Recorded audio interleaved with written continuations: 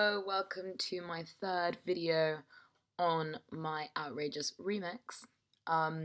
In this video, I will be covering the special effects that I used for this track. So yeah, let's get started. Let's start here. So we'll start with the really simple ones. So the first things I used were just FX risers. They just add a little bit more to the piece, make it sort of build up and give those drops that people will listen for in a club. I've used them here, so these green ones, and I've also used these blue ones as well. These have just been spliced from a sample that you can find in the audio effect rack under instruments. If you type in FX, if you type in riser, it comes up with loads of different ones, so anyone can access these. Nothing special in terms of that. What I have done though is above within the track, wherever I've added a riser, I've deleted other parts of the track, just so it sort of breaks down a little bit and then rises up, and then you get that drop again, which you usually hear when you go clubbing, where we bring the kick back in to hear the drums. So yeah, what I've done is here. Let's just solo this. So in the whole track, this sounds like, and let me just show you what effects I've used on that. So for literally, I haven't used any effects on this one. Couldn't remember doing that, but haven't used it. Have I used any? Yeah, so here I EQ'd this one. That's why. So I've EQ'd, no, that's my audio. Where's my, here we go.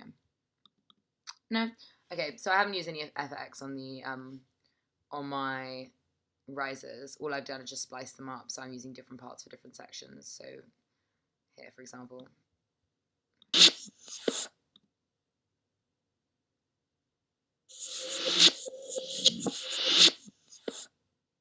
And here as well.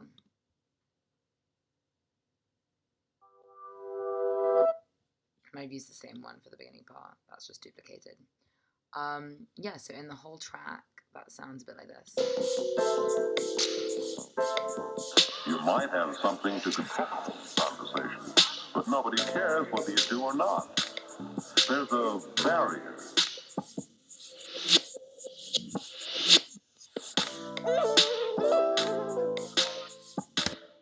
Yeah, so that's what that sounds like.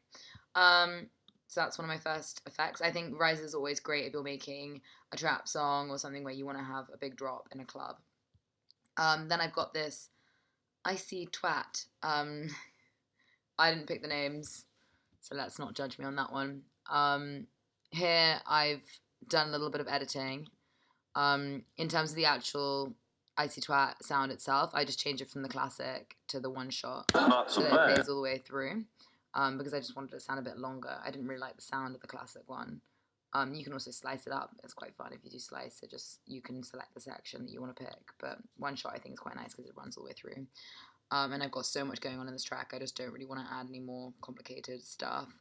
And then all I did is just, in the beginning here, I just increased the track volume so it kind of comes in less strong because it was quite intense. Around here I didn't do that because it kind of masks it from the other sounds, but I'll play you that.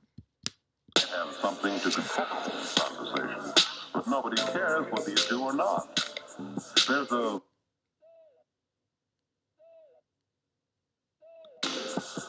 You imagine they keep watching the way you look, the way you act. They think you're different.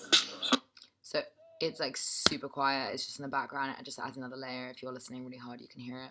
I've also split it up a bit, changed it up so it's not playing the whole time, so it just sounds really repetitive. Because I think that's the important thing, is just keeping it original and more fun and just adding different elements at different parts. So that is the Icy Twat. Let me just double check no, I didn't put any other parameters on that, no. Cool. And then if we go down, I already explained all my audios to you. So we've done all the voice stuff in the previous video. But here I found this really cool thing called Rain Synth, which I actually did a lot of processing on.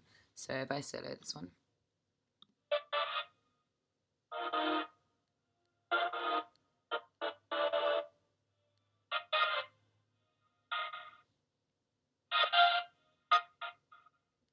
So I drew this in myself.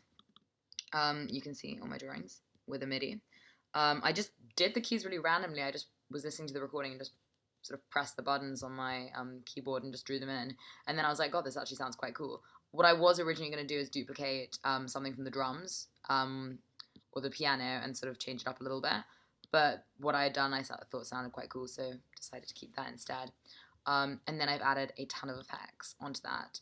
So I used a grain delay called Zorbus, which is quite fun and just breaks it up a bit. And then I EQ'd it. I added an auto filter. Also placed a little bit of reverb to make it sound more dispersed. And then I gated it as well, which is why it goes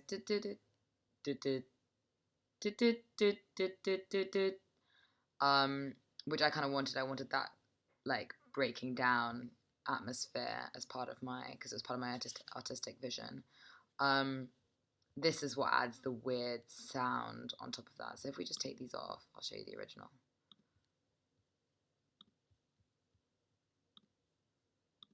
Okay, let's put this on as well.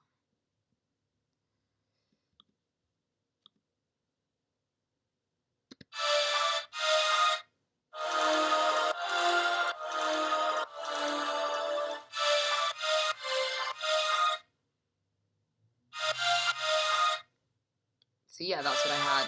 So now we add the Zorbus.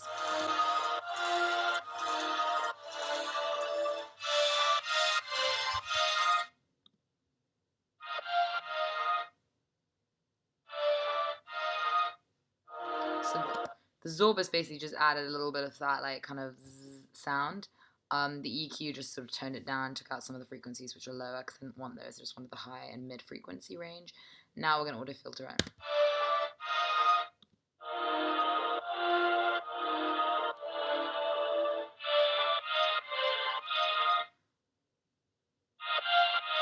And then add reverb.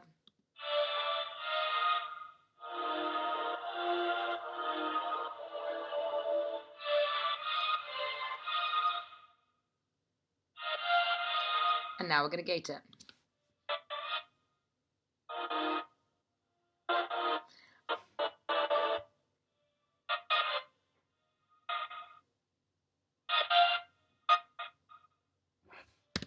I quite like the gate because I've sidechained it. Instead of sidechaining it just to the kick, I sidechained it to the Sango loop because the kick wasn't really prominent here. I tried it on lots of different ones, tried out all the different ones, but this was the one that made the nicest sound sort of jump.